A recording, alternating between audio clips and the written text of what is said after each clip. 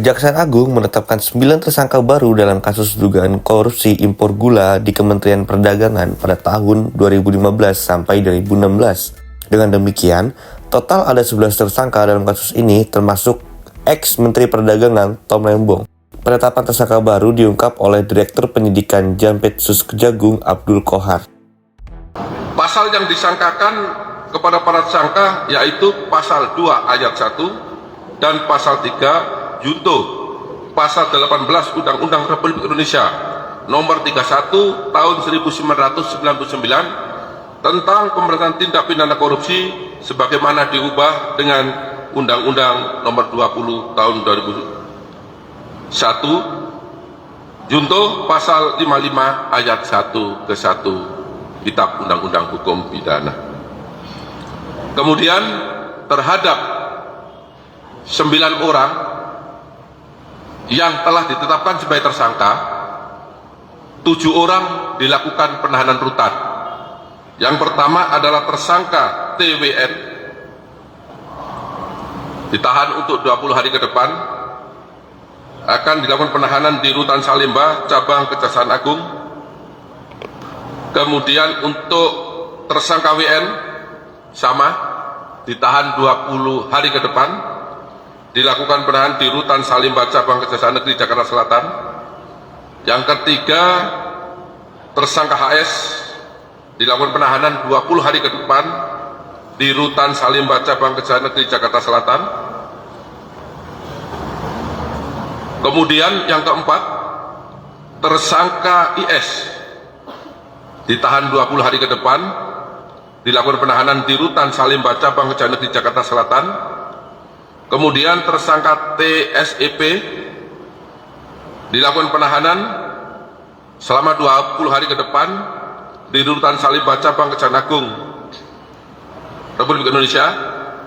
Kemudian keenam, tersangka HFA ditahan 20 hari ke depan di Rutan Salemba Cabang Kejaksaan Negeri Jakarta Selatan.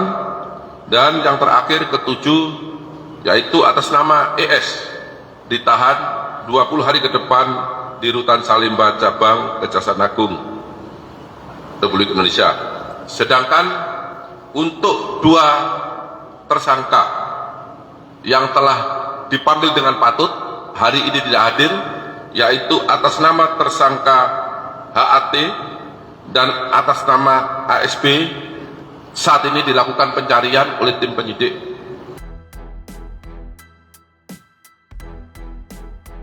Dari 9 tersangka baru, 7 orang telah ditangkap dan langsung ditahan. Sementara itu, 2 tersangka tidak memenuhi panggilan Kejagung dan masih buron.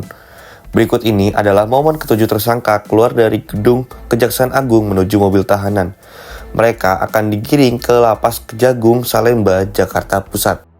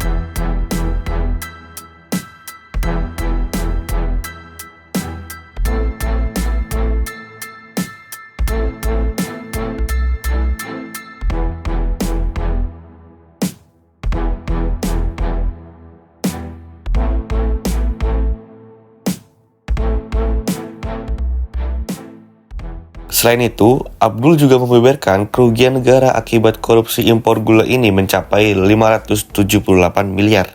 Hal tersebut diketahui berdasarkan perhitungan Badan Pengawasan Keuangan dan Pembangunan atau BPKP.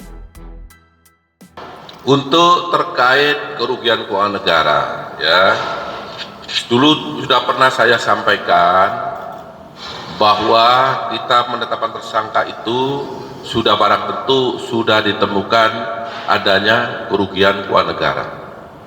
Tidak mungkin penyidik menetapkan tersangka itu tanpa ada unsur kerugian keuangan negara.